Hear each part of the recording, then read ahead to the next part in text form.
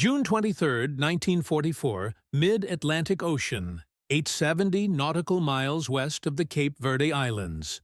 Commander Uno Kameo stood inside the cramped control room of the Japanese submarine I-52, surrounded by machinery, humming in the heat of the undersea world. His vessel, a massive cargo submarine carrying 2 tons of gold, 120 tons of tin, and other strategic materials, was bound for Nazi-occupied France as part of Japan's wartime alliance with Germany. Moments earlier, through the periscope, Kameo had watched the German U-530 disappear into the darkness after transferring radar components and 2 German technicians. The rendezvous had gone perfectly. Under clear, starless skies, I-52 surfaced for its night run toward Europe, gliding across the Atlantic at 15 knots. Everything seemed under control. Yet within 3 hours, Commander Kameo and his 94 crewmen would be dead, victims of a technology they didn't know existed. From above, American aircraft circled silently, listening through newly deployed Sonar Buoys, small, floating acoustic sensors that transmitted underwater sounds by radio. When U.S. Navy Lieutenant Commander Jesse Taylor's Avenger torpedo bomber spotted I-52 on radar, the trap began. The submarine dived to evade him, but Taylor released a purple sonobuoy that instantly picked up the rumble of I-52's propellers. For the first time in history, an aircraft could follow a submarine underwater in real time. Taylor released a Mark 24 Fido acoustic torpedo that locked onto the submarine's noise, followed its trail, and exploded against its hull. Above the waves, Taylor's crew heard the agonizing sounds of the submarine's destruction through the sonobuoy transmissions. Metal twisting, bulkheads collapsing, air escaping under immense pressure. The I-52 sank to the ocean floor 17,000 feet below, taking with it its entire crew, its gold, and the German technicians. The event, recorded on thin wire spools now preserved in U.S. archives, marked not just the destruction of one vessel, but the death of Japanese confidence beneath the sea. For Japan's submariners, the ocean had just turned against them. Before the war, Japan's submarine fleet was among the most advanced in the world. The Imperial Japanese Navy entered World War II with 70 ocean-going submarines of innovative design, some capable of circumnavigating the globe, others large enough to carry bombers in watertight hangars. The giant I-400 class submarines measured 400 feet long and could launch 3 Siren floatplane bombers via catapult, theoretically striking targets as distant as New York or the Panama Canal. Japan's engineers built their submarines with precision, equipped with demagnetization cables, trim systems for submerged loitering, and coatings to absorb sonar pulses. Early in the war, these vessels performed admirably, reconnoitering Pearl Harbor, shadowing American fleets, and conducting bold patrols across the Pacific. Japanese submariners were among the best trained and most disciplined sailors in the world, led by tacticians like Commander Tatsunosuke Ariazumi. Yet their strategic doctrine doomed them. While American submarines focused on commerce raiding, systematically destroying Japan's merchant shipping, Japanese submarines were tasked with attacking warships and supporting fleet operations. This decision meant Japan's submarines faced the most dangerous, heavily defended targets and rarely encountered the vulnerable merchant convoys that sustained the Allied war effort. As the war progressed, American industry revolutionized anti-submarine warfare. Sonar, radar, and the new Sonar Buoys turned the ocean into a battlefield of invisible detection grids. The once stealthy Japanese submarines found themselves tracked by unseen ears and hunted from the skies. The sinking of I-52 was a revelation that rippled through Japanese naval command. American aircraft could now detect, follow, and destroy submarines underwater. The implications were catastrophic. The ocean, once Japan's domain, had become an American surveillance network. Escort carriers like USS Bogue formed hunter-killer groups, combining radar, sonobuoys, and acoustic torpedoes into coordinated killing systems. Between 1943 and 1945, Bogue's group alone sank 13 German and Japanese submarines. To the Japanese, it seemed supernatural. Aircraft appeared over diving positions with uncanny accuracy.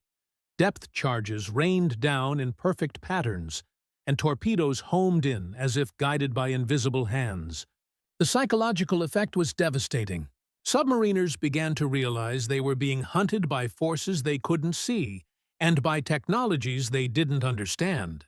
The terror deepened in June 1945 during Operation Barney, when 9 American submarines equipped with FM sonar penetrated the supposedly impenetrable Sea of Japan. Slipping through minefields the Japanese believed impassable. The new sonar, which emitted a distinctive Hell's Bells chime when detecting underwater mines, allowed the submarines to navigate safely through fields of explosives and enter Japanese home waters undetected. In less than 3 weeks, they sank 28 Japanese ships. The Sea of Japan, once a sanctuary, had become a hunting ground for American submarines. Japanese commanders were stunned. If even their safest waters could be breached, no ocean was safe. This defeat extended far beyond tactics. It was a failure of technology, industry, and scale. While Japan built a few massive submarines with cutting-edge engineering, America built hundreds of smaller, standardized, and far more advanced vessels. Between 1941 and 1945, U.S. shipyards produced 314 submarines, supported by a vast industrial network spanning 32 states. American Gato and Balao-class submarines used standardized parts, sophisticated fire control computers, radar, and sonar systems that simply worked, reliably and repeatedly. Japanese submarines, by contrast, often lacked radar, used manual targeting methods, and suffered long repair delays due to parts shortages. America's technological superiority was reinforced by its intelligence advantage. Codebreakers of the Ultra program routinely decrypted Japanese naval communications, allowing U.S. forces to anticipate submarine movements and patrol routes. Japanese crews described the feeling as being watched constantly, never safe, even in the empty ocean. The imbalance was absolute. By the end of the war, American submarines had sunk 1,300 and 114 Japanese ships, over half of Japan's total merchant losses, while Japan's submarines sank only 184 Allied vessels. Japan's merchant fleet, once 6 million tons strong, was reduced to less than 2 million by August 1945. Without oil, rice, and raw materials, the empire's economy collapsed. Even Japan's most magnificent submarines, like the I-400 and I-401, never fired a shot in anger. Their planned missions, attacks on the Panama Canal and Ulithi Atoll, were cancelled as the war ended. Their existence symbolized the tragedy of Japanese engineering brilliance outpaced by American technological dominance. After the surrender, surviving Japanese officers saw the full extent of the disparity. When Commander Nambu of I-401 toured the American submarine USS Segundo, he marveled at its radar, sonar, and fire control systems.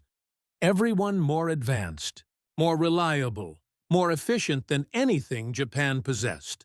He later told interrogators that he realized Japan's defeat months before Hiroshima, not from a battle, but from overhearing American radio traffic that revealed boundless resources, precision coordination, and technological mastery. After the war, American engineers examined captured Japanese submarines, impressed by their size and design, but unmoved by their performance. The I-400 class boats were eventually sunk off Hawaii to prevent Soviet inspection, a symbolic act that underscored their obsolescence. Japan's proudest technological achievements had become target practice for a nation that no longer needed them. Yet from this humiliation came transformation. The lessons learned by Japanese submariners, the consequences of technological inferiority, shaped Japan's post-war industrial philosophy. Survivors who joined the civilian workforce emphasized reliability, precision, and innovation over grandeur. The spirit of technological humility and continuous improvement fueled Japan's economic miracle of the 1950s and 1960s. Companies like Sony, Toyota, and Honda applied principles learned from wartime failure: quality control, standardization, and technological integration. Japan's post-war submarines, built under the Maritime Self-Defense Force with American cooperation, became among the world's most advanced, closing the gap that had once doomed their predecessors. Today, the rusting hull of I-52 rests 17,000 feet beneath the Atlantic, a silent memorial to a turning point in naval warfare. The thin wire spools that recorded her death, preserved in the U.S. National Archives, still capture the sounds of the ocean claiming a once proud crew, an eerie testament to a technological revolution that changed history. The Sonar Buoys that destroyed I-52 evolved into the acoustic surveillance systems that still patrol the world's oceans. Radar, sonar, and homing torpedoes, once revolutionary, became standard tools of modern navies. The story of Japan's submariners is not one of cowardice or incompetence, but of men who fought bravely with tools outmatched by an industrial superpower. They learned, through loss and shock, that courage cannot overcome technological asymmetry. The war beneath the waves proved a timeless truth. In modern conflict, mastery of technology and industry determines who controls the battlefield, even when that battlefield is the ocean itself. The ocean that once belonged to Japan became, through science and production, an American domain. For the men aboard I-52, that realization came too late. But the lesson they died teaching, the power of innovation and the cost of falling behind, echoes through every sonar ping, every submerged vessel, and every silent expanse of sea where technology decides survival.